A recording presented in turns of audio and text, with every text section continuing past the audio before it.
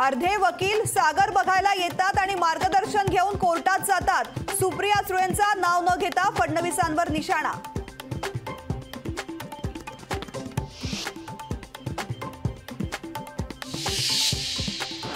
आज रात्रीपर्यंत कुणबी दाखल्यांबाबत अध्यादेश काढावेत। आजची रात्र इथेच थांबतो, आझाद मैदानाकडे जाणार नाही, जरांगेंचं सरकारला आव्हान। शनिवारी 12 वाजेपर्यंत अध्यादेश द्या, नाहीतर आझाद मैदानामध्ये जाणार, जरांगेंचं सरकारला अल्टिमेटम। जीआर दिला तर गुलाल उधळायला आझाद मैदानामध्ये जाणारच, जरांगेंचं स्पष्टीकरण। आरक्षणाबाबत कुणाला डाव साधू द्यायचा नाही, आरक्षण घेऊनच राहायचं, जरांगेंचं समाजाला आवाहन। तर 54 लाख नोंदी आणि त्यांच्या सगळ्या सोयऱ्यांना दाखले मिळावेत, जरांगेंची सरकारकडे मागणी। आंदोलन करण्याचा अधिकार सगळ्यांना आहे, मात्र ते शांततेत झालं पाहिजे, उपमुख्यमंत्री फडणवीसांची प्रतिक्रिया। आरक्षणाचा प्रश्न सोडवण्यासाठी युद्धपातळीवर काम सुरू असल्याची माहिती। छगन भुजबळ हे उसनं अवसान आणून आरक्षणाच्या विरोधात बोलत होते, पण उसनं अवसान आणून लढाई जिंकता येत नाही, भास्कर जाधवांचा भुजबळांवर निशाणा। मुख्यमंत्री जरांगेंसोबत नवी मुंबईत जाऊन चर्चा केली पाहिजे, मराठा आरक्षणावर तोडगा नाही काढला तर महाराष्ट्रात हाहाकार उडेल, संजय राऊतांचं वक्तव्य। जरांगे पाटलांनी सरकारला अनेकदा वेळ दिलेला होता, मात्र आता जरांगेंच्या मागण्या सरकारने त्वरित मान्य कराव्यात, अंबादास दानवेंची प्रतिक्रिया।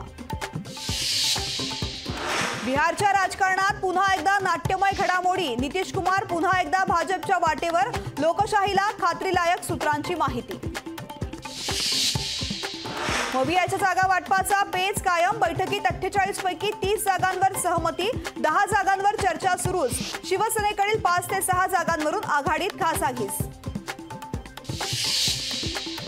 लोकशाही मराठीचा 4था वर्धापन दिन, दमदार जोरदार बातमीदारीची वर्षचार।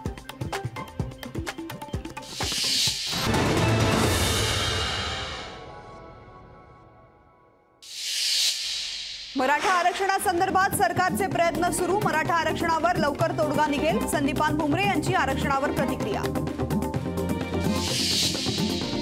मराठा समाजाला आरक्षण मिळालं पाहिजे याबद्दल दुमत नाही, कायद्याच्या चौकटीत टिकणारं आरक्षण देणार, दादा भुसेंचं विधान। नवी मुंबईत छगन भुजबळांविरोधात मराठा आंदोलक आक्रमक, भुजबळांविरोधात आंदोलकांची घोषणाबाजी।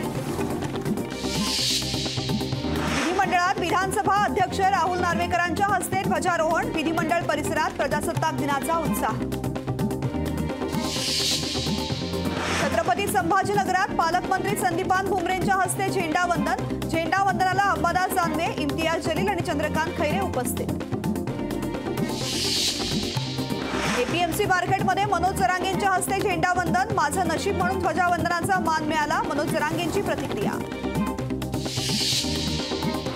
नागपूरच्या संघ मुख्यालयात सरसंघचालक मोहन भागवत यांच्या हस्ते ध्वजवंदन, ध्वजवंदनानंतर मोहन भागवतांनी देशवासियांना संविधान वाचण्याचं केलं आवाहन।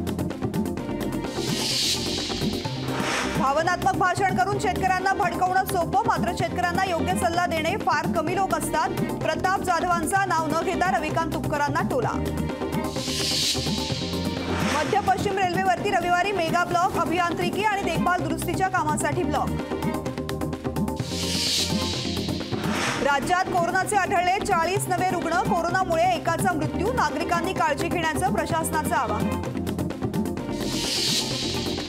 भिवंडीत 7,19,700 रुपये किमतीचे बनावट जिरं जप्त, पोलिसांकडून दोघांना अटक।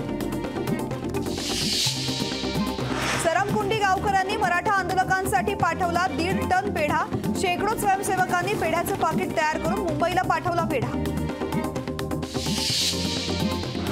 प्रजासत्ताक दिनानिमित्त डोंबिवलीमध्ये फडकवला 150 फुटाचा तिरंगा ध्वज, प्रसंगी कल्याण तालुक्यातील अनेक पोलीस प्रशासनातील अधिकारी होते उपस्थित।